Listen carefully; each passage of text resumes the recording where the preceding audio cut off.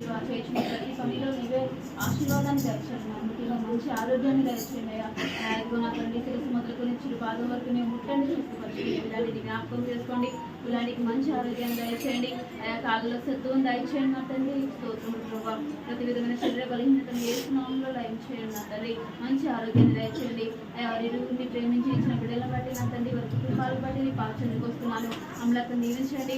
అమలకు చేసిన నా తండ్రి వేసా అమల కుటుంబాన్ని ఆశీర్వదించండి. ఆయానని జ్ఞాపకం చేసుకోండి. ఆమె చేసిన ఉద్యోగంలో తోడునండి.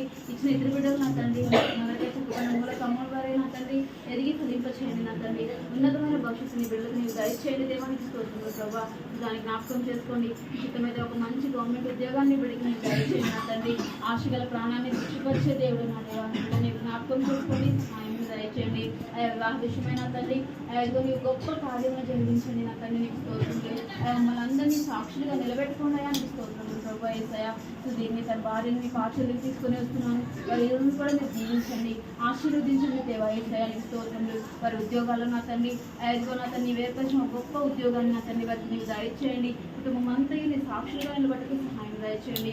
వీరి బంధుమిత్రులు రక్త సంబంధికులందరినీ పేరు పేరు జ్ఞాపకం చేసుకొని వారికి సంతోష సమాధానాలు నిండుగా మెండుగా నీవే దయచేసి కుటుంబాన్ని ఆశీర్వదించమని యేసు నామములో అడిగి వేడుకొని ప్రార్థిస్తున్నాం తండ్రి.